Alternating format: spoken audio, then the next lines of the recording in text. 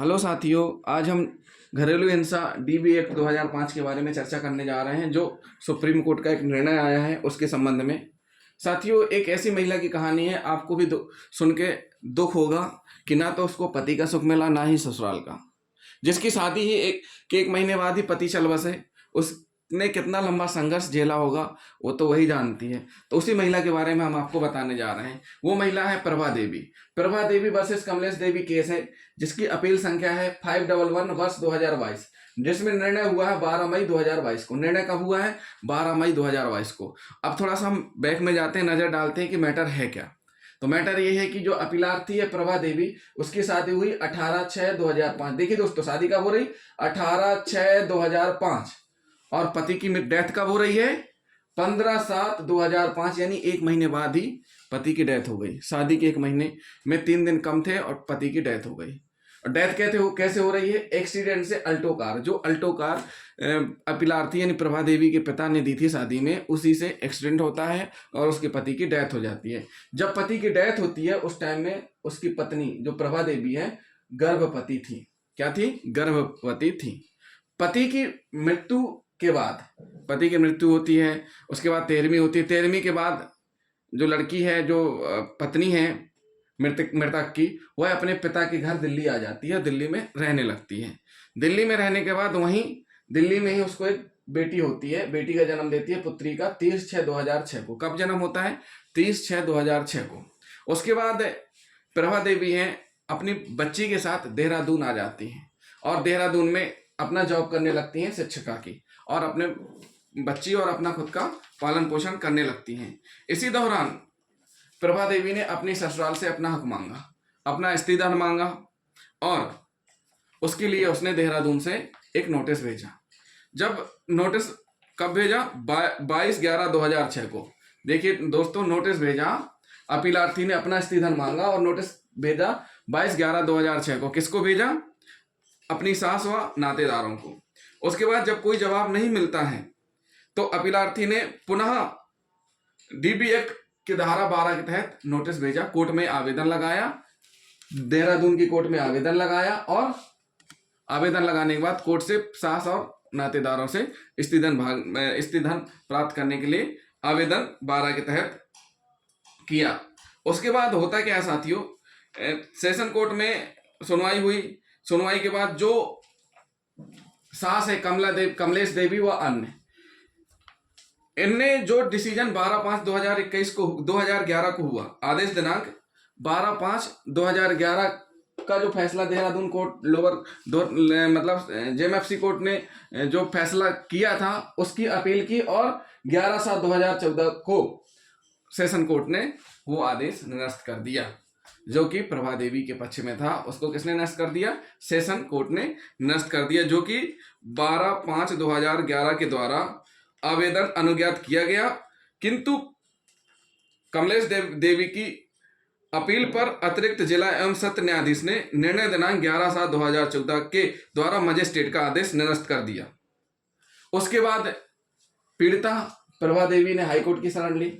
High court यानी उच्च न्यायालय में अपील की, वहां भी हाईकोर्ट से कोई राहत नहीं मिली। हाईकोर्ट ने सेशन कोर्ट का जो भी फैसला था उसको सही माना और सही मानते हुए अपील निरस्त कर दी। उसके बाद प्रभा देवी कहाँ आई? Supreme court. सुप्रीम कोर्ट में अपील संख्या पेश की गई। अब साथियों देखिए, 2005 में शादी हुई, 5 में ही पति की डेथ हो गई। उसके बाद 2006 में बच्ची का जन्म हुआ। 2006 में उसने अपना स्त्रीधन मांगा, और 6 से लड़ते लड़ते 2014 में सेशन कोर्ट ने निरस्त किया। उसके बाद अपील संख्या 511/22 सुप्रीम कोर्ट में, यानी 2022 में 17 साल लड़ाई लड़ी। सुप्रीम कोर्ट में जो आधार बनाए गए, जो अपीलार्थी प्रभा देवी, उसके द्वारा जो तर्क रखे गए, वो ये थे कि सास व नातेदार द्वारा बुरा बर्ताव, मतलब जो सास है, सास के द्वारा व अन्य नातेदारों द्वारा उसके साथ बुरा बर्ताव किया गया है। पति की मृत्यु के बाद, जैसे ही पति की मृत्यु हुई है, उसके बाद उसके सास और ससुराल वालों ने बुरा बर्ताव किया। उसके बाद स्त्री धन पर कब्जा कर लिया। जो उसके पास स्त्री धन था पूरा का पूरा ससुराल वालों ने कब्जा कर लिया। उसके बाद जो उसकी पुत्री थी, जो उसकी अपनी पुत्री थी, जो मृत्यु के पहले गर्भवती थी, उसी पुत्री को अन्य किसी की संतान कहने लगे। क्या कहने लगे? अन्य किसी की संतान कहने लगे। अब साथियों एक बात और बता दें, अभी भी उस महिला ने शादी नहीं की थी, तो उसकी पुत्री को अन्य किसी की संतान कहने लगे। पति के नाम पर भूमि थी, जो भी पति के नाम पे जमीन जायदाद थी, उसको पत्नी के नाम पर चढ़वाने या देने से मना करने लगे। दहेज के अन्य सामानों पर भी कब्जा कर लिया था, और कार का जो बीमा धन था, जो एक्सीडेंट के समय जो स्थिति बनी थी, उसको भी लेने का प्रयास किया। तो इन सारी चीजों को छोड़ते हुए सुप्रीम कोर्ट ने 3 पॉइंट रखे। सुप्रीम कोर्ट ने 3 प्रश्न प्रस्तुत किए हैं। तो पहला इन्हें बताया कि आवेदक ने यह साबित किया है कि उसने 20 जून 2005 को अपने माता पिता का घर छोड़ दिया। मतलब जो व्यथित जो प्रभा देवी हैं, उसने 20 जून 2005 को अपने माता पिता का घर छोड़ दिया और उसके बाद अपने पति के साथ स्वतंत्र रूप से रहने लगी। वह अपने पति की मृत्यु के पूर्व तक उसके साथ रही। मतलब पति की मृत्यु हो जाने तक पति के साथ रही। इसलिए दिनांक 30/6/2006 को उत्पन्न हुई उसकी पुत्री को अप्राकृतिक नहीं कहा जा सकता, जैसा कि कमलेश देवी यानी उनके सास लोगों ने तर्क दिया था, वो नहीं कहा जा सकता। पुत्री कुलदीप त्यागी की पुत्री नहीं है, ऐसा कहकर सास या ससुराल वालों ने अपमानित किया, जो कि गलत है। इस संबंध में 10,000 रुपए का जुर्माना लगाया गया। आवेदक डीबी एक्ट की धारा 3 के स्पष्टीकरण के अंतर्गत घरेलू हिंसा का एक पीड़ित है। पीड़िता ने अपने पति की मृत्यु के 13 दिन बाद वैवाहिक गृह ससुराल में बार बार ताने मिलने, उसके साथ दुर्व्यवहार होने के कारण घर छोड़ा था, ना कि अपनी इच्छा से। जब पति की मृत्यु हो गई तो उसकी सास, उसके ससुराल वालों ने इतने ताने दिए, इतना प्रताड़ित किया कि उसने मजबूरी में अपनी ससुराल छोड़ी और कहाँ आके रही? पिता के पास रही। उसने कोई अपनी इच्छा से घर नहीं छोड़ा। व्यथित यानी जो प्रभा देवी ने अपनी पति की मृत्यु के बाद दूसरा विवाह नहीं किया। ये देखिए दोस्तों, उसने अब अपना दूसरा विवाह भी नहीं किया। इसलिए जो सास ससुर है, जो पति का परिवार है, उसका निरंतर संबंध है और अपने मृत पति की संपत्ति पर अधिकार धारण करती है।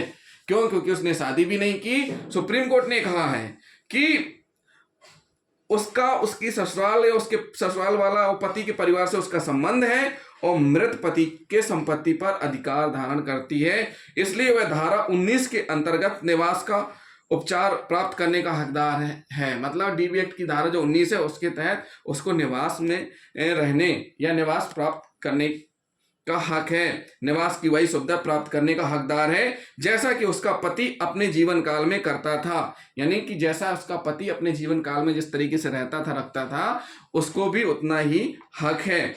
इस संबंध में पति के संपत्ति में पीड़ित अधिकार में हस्तक्षेप करने से रोके जाते हैं। मतलब जो भी सास ससुर है, उनके द्वारा जो रोक टोक की जाती है, वो नहीं की जाएगी। चौथा पॉइंट ये भी पेश किया है कि जो सुप्रीम कोर्ट ने कहा है कि जो ये कमलेश देवी है यानी सास है, ने कोई साक्ष्य प्रस्तुत नहीं किया है जो स्थापित करता हो कि अपीलार्थी यानी बहू उसकी विवाह के समय कोई स्त्रीधन नहीं दिया गया था। मतलब ये बात मानिए कि स्त्रीधन दिया गया था। इसलिए जो भी लिस्ट सूची प्रस्तुत की गई है प्रभा देवी के द्वारा, वो वापस उसको की जाए, उसके देहरादून आवास पर वापस करें। कौन करे? उसकी सास। तो साथियों, ये रहा सुप्रीम कोर्ट का बहुत ही इंपॉर्टेंट जजमेंट, और साथ ही साथ उस महिला के लिए भी और हम सभी को सीखने के लिए कि हमको हिम्मत नहीं हारनी चाहिए, हमको लड़ना चाहिए, जिस तरीके से प्रभा देवी ने अपनी लड़ाई लड़ी है।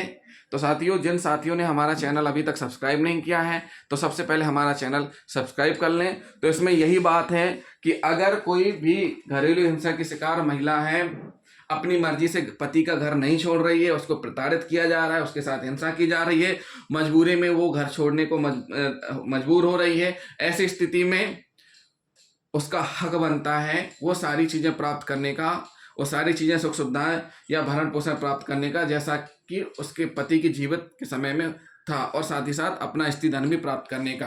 तो साथियों, ये रहा सुप्रीम कोर्ट का बहुत ही इंपॉर्टेंट जजमेंट। तो साथियों ऐसे ही हम और भी आपको आगे बताएंगे, एक और केस बताएंगे जो केस है कमाची बनाम लक्ष्मी नारायण। इसमें भी घरेलू हिंसा से रिलेटेड बहुत से बातें सुप्रीम कोर्ट ने बताई हैं। तो जिन साथियों ने हमारा चैनल सब्सक्राइब नहीं किया है तो सबसे पहले हमारे चैनल को सब्सक्राइब कर लें। थैंक यू दोस्तों।